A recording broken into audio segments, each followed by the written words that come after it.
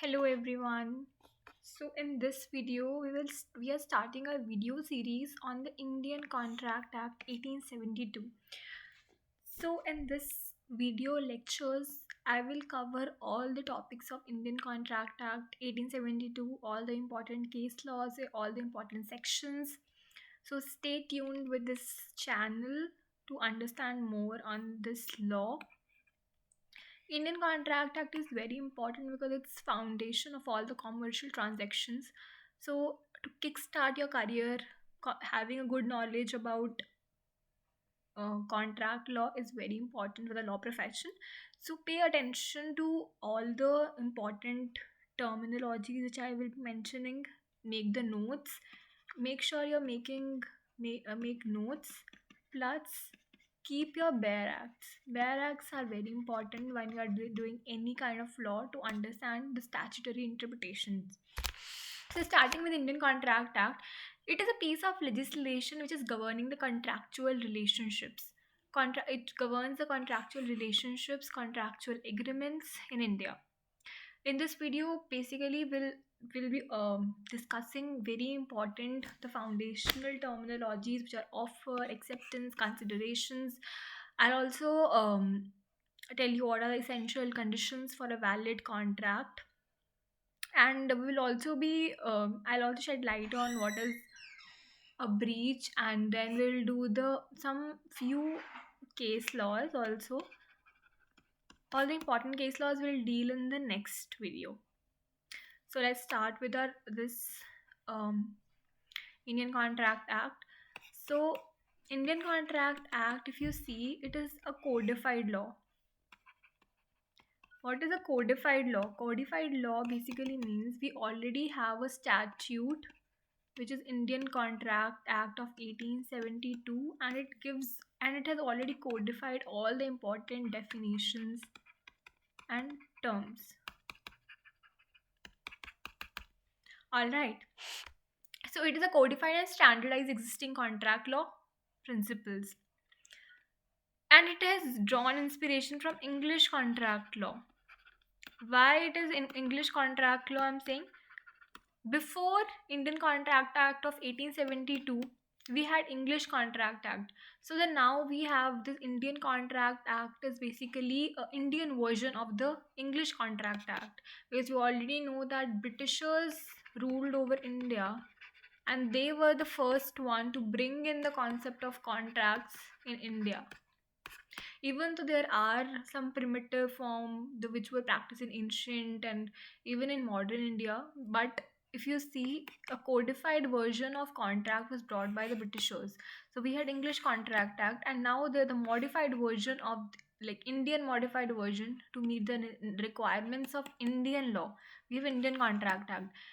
If you see, Indian contract applicability applies to all forms of whether it is written contract or oral, and it and covers a wide range of agreements including sales, service, employment, and more. So here in this Contract Act, we'll see how this basically a contract is formed, what is a valid contract, whether it is enforceable in the court of law or not. And subsequently we'll also see what is a breach of contract.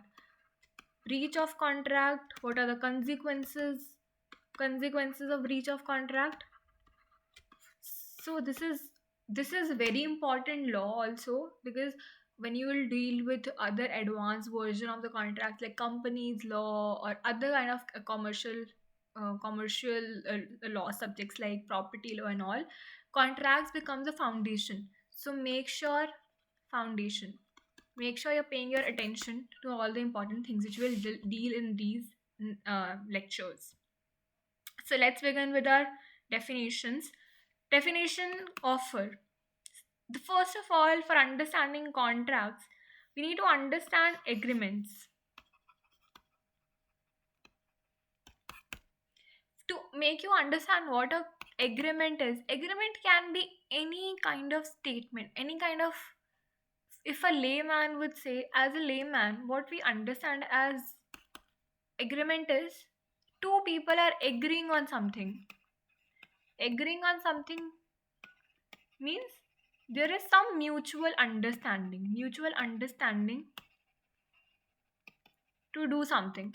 But do you think that every kind of agreement or the promise which we make can be termed as a contract? No. So, what is the difference?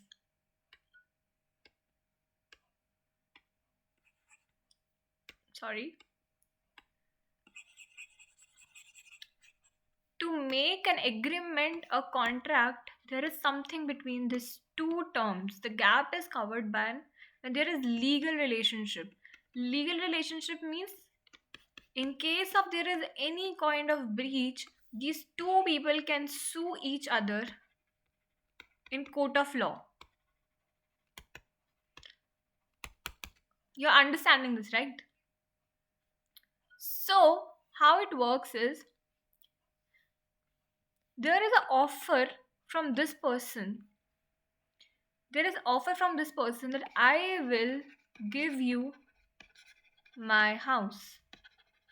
And this lady is saying, I accept your offer and I will give you 50 lakh rupees. What is happening here? He is making an offer. He is making a clear and definite proposal. This one party is making to another. He's expressing his willingness to enter into a contract on specific terms. So he's specifying the terms that I will give you this house for 50 lakhs. And there is acceptance. There is unqualified assent. Unqualified assent. Unqualified assent means she is not changing the terms. She is agreeing to whatever he has said. So there is nothing change between them both. So same terms. Hindi में if I have to explain, जो इसने बोला उसने दूसरे party ने same चीज़ को accept किया. She has not introduce. इसने नहीं बोला देयर इज एनी कंडीशनल. और नेगोशिएशन में क्या होता है? एंड वी डू नेगोशिएशन और बार्गेनिंग. आप इसका मतलब ये भी मत समझ लेना. Don't understand it in this sense कि कॉन्ट्रैक्ट्स में देयर इज नो नेगोशिएशन और bargaining. What is meant by this acceptance and offer and acceptance is these two parties एक ही चीज पे एग्री कर रहे हैं. जिस चीज का ऑफर दिया जाता है, acceptance should be of the same thing. It must be unconditional and in response to the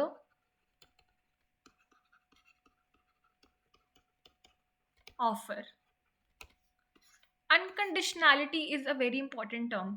आप अभी के लिए just understand this what I've said कि unconditional होना चाहिए. In the later stages मैं ये भी बताऊंगी through case laws we will discuss कि when it is not a valid acceptance, it's not a valid offer. Meanwhile, what you need to understand for agreement is there is a valid offer when it met with the acceptance, and there is a principle. So there is agreement is formed when there is a valid offer with a valid acceptance. So the principles on which agreements are run is of mutual consent. There is mutual consent between the parties where both the parties understand and agree to the terms. There is agreement between them both. So now you will be wondering what is then a contract.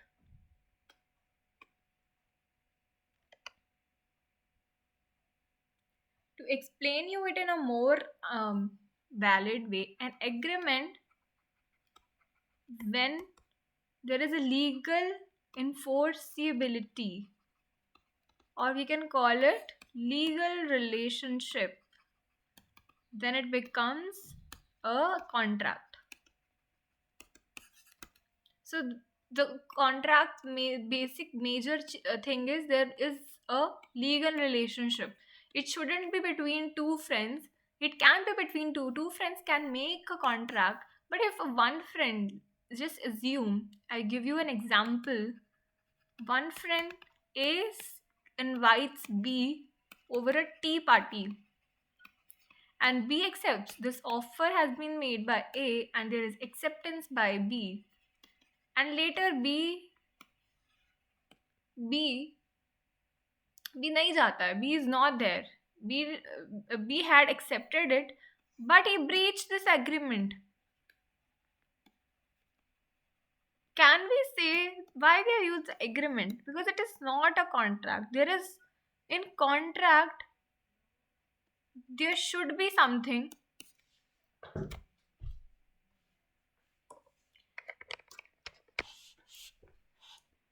which can be enforced in court of law.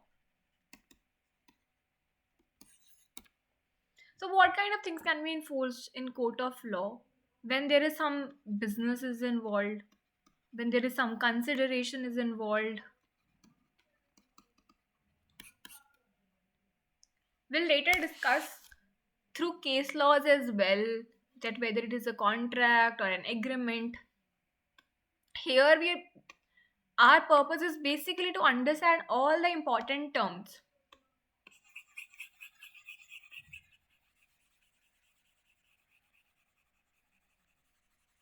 Let's move on with our next important things. Once you understood about basic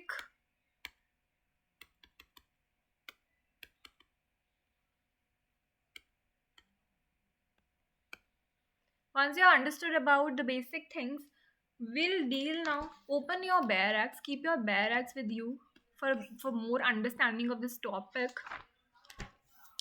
If you if you refer to the Bare Act, it says that when a person to whom the proposal is made signifies assent thereto, the proposal is said to be accepted. The proposal, when accepted, becomes a promise.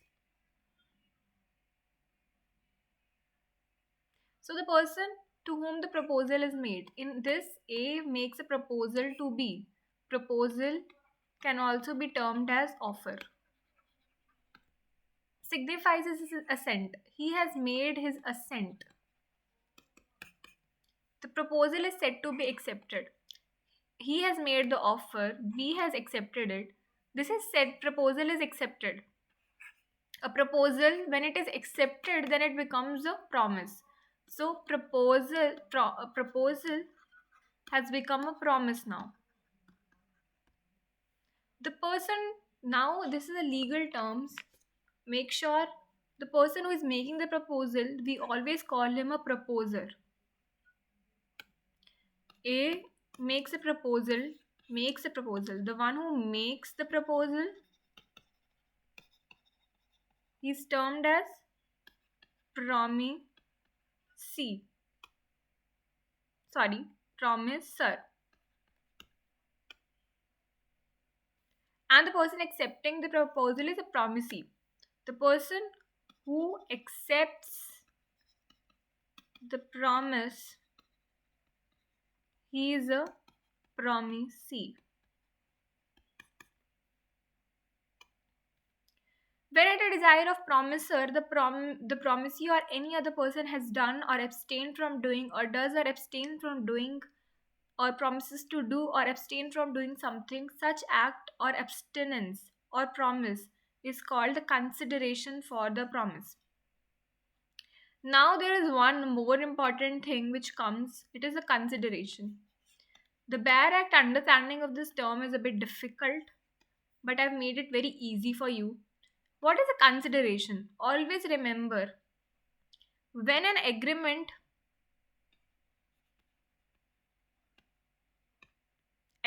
to become a contract, there are some essentials which must be fulfilled. We call it essentials of a valid contract, or we can also call it how a formation of a valid contract happens. Formation of a valid contract happen when there is a consideration between the parties are competent to contract, competency of the parties, and there is a free consent between the parties. First of all, we'll deal with the consideration. Consideration is a legal term. It means something of value exchanged by each party to the contract. It can be money, goods, services, or even a promise. It must be sufficient and legally valid. Consideration can be in the form of money, goods, service, or even a promise.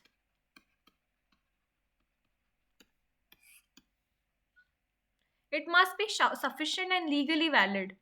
The consideration, like if I have to give why it is written sufficient and legally valid, if A makes a contract with B and the consideration involved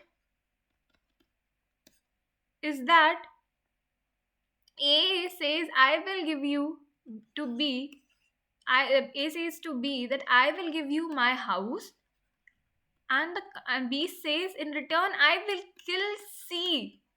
Kill C. Here B is doing something in exchange for the house, but the consideration is killing C. It is not a valid thing. We'll also discuss what makes consideration unlawful. But for the meanwhile, you just need to exchange that and need to understand this consideration. Many people make this mistake कि उनको लगता है people think that consideration is always in the form of money. It is wrong. Consideration can be in the form of money, goods, service, or even a promise. A can say that I will give you my house, and B can say that A says that I will give you my house, and B can say that in return I will give you my house.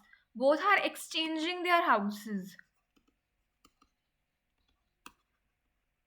Or it can also be in the form of A says to B, A says to B that I will give you my house, and B in return says, B in return is making another promise that I will pay your bank loan. Even though he has not paid the bank loan, but it is a mere promise. It can also be, promise can also be termed as consideration.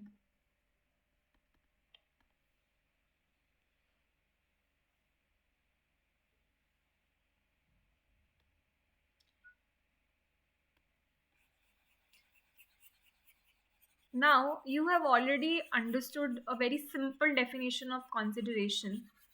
To understand a more nuanced definition of consideration, we will move to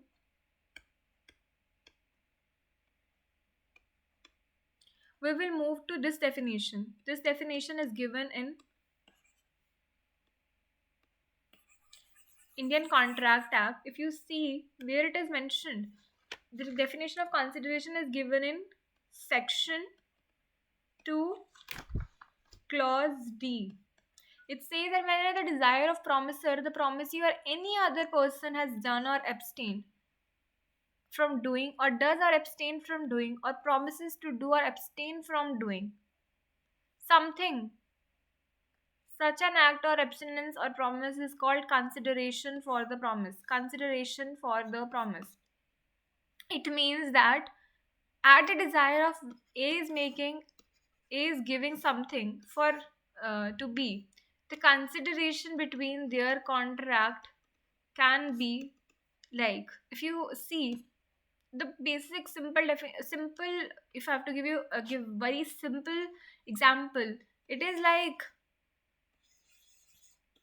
if there is C, B and C are brothers, and A is making a contract with A, B is making a contract with A, and at the desire of promisor, why at the desire of promisor,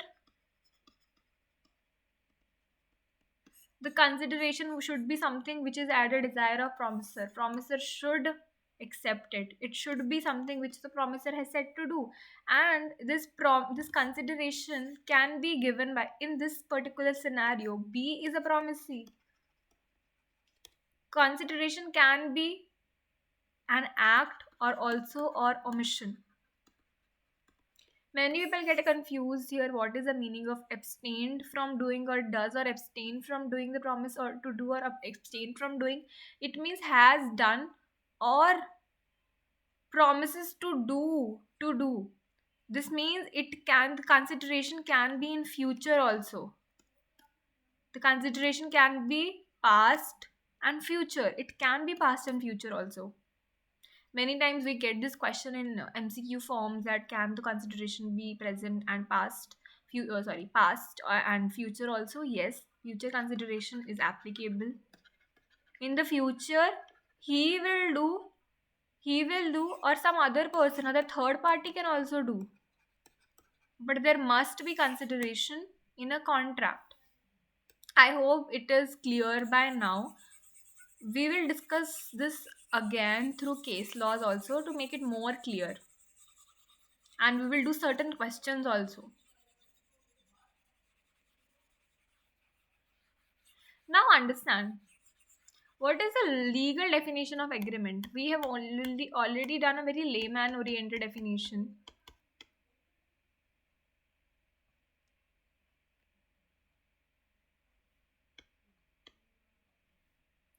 Every promise or set of promises forming the consideration for each other is an agreement. Every promise or every set of promises forming the consideration for each other is an agreement. In agreement is merely a set of promises. Set of promises in the sense, as we just did it in our example, A is making a promise to B is making a promise. There is a set of promises involved for a forming consideration for each other. Forming consideration for each other means, consideration for each other means A is doing something and B is doing something in exchange. There is exchange of promises. It is an agreement. Promises which form the consideration or part of consideration for each other is called reciprocal promises. So there is reciprocal promises over here. The definition of reciprocal promises is given in section 2F. When promises becoming consideration for each other, there is promise by A and there is an exchange promise by B. So this is making a reciprocal promises. Now understand, an agreement not enforceable by law is said to be void. If an agreement is not enforceable by law, then it is void. Anything not enforceable by the law is void. Agreement enforceable by law,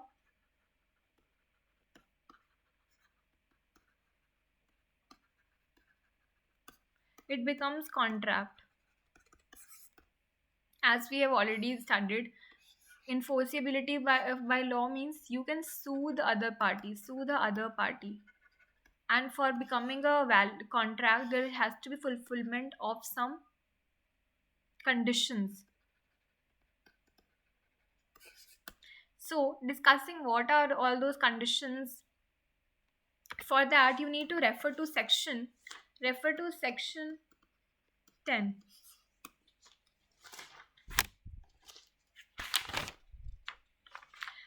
Section 10 states that when what agreements are contract, what agreements are contracts. It states that all agreements are contract if they are made by the free consent of the parties.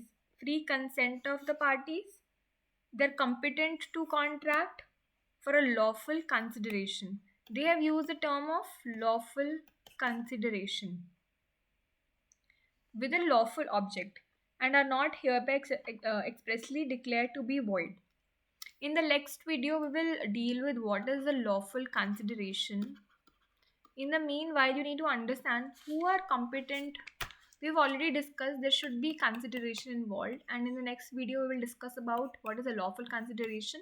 In this particular video, understand what is the competency of the parties. Competency of the parties involved. Section 11, you need to understand who are competent to contract.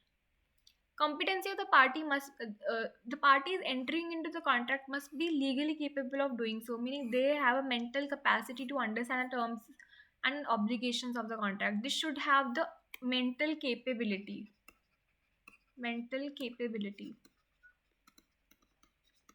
This is a very easy concept to understand. Who has a mental capacity? The one who is major, all right, who has age of majority, not of unsound mind, not disqualified from contracting by any law which he is subject. This is given in section 11. This basically means the parties who are entering into contract must have the mental capacity to understand it. They should there should be the person who is making the contract should be of major, not of unsound mind. He should not be of unsound mind, nor disqualified from the law which he is subject to. In the next videos, we'll understand through case laws what if a minor contracts. Can that contract be still, if a minor is making it a contract, what will be the status of that contract? Who is person of sound mind, unsound mind? We will deal with these concepts in the later in our next video to understand in a more comprehensive way. In this video, basically, if I have to just summarize it, we have discussed very simple concepts of offer, acceptance, who is a promisee, who is a promiser, what are the valid conditions. We dealt with who are through section 11, what is how there's a how the agreement becomes a contract, what are the essentials which must be fulfilled. We discussed very simple concepts. Just revise these concepts, and in the next video we'll understand the Indian Contract Act in a more detailed manner. Read these definitions properly to understand. If you have any query, you're not able to understand any term, so feel free to comment, and don't forget to subscribe the channel. Thank you.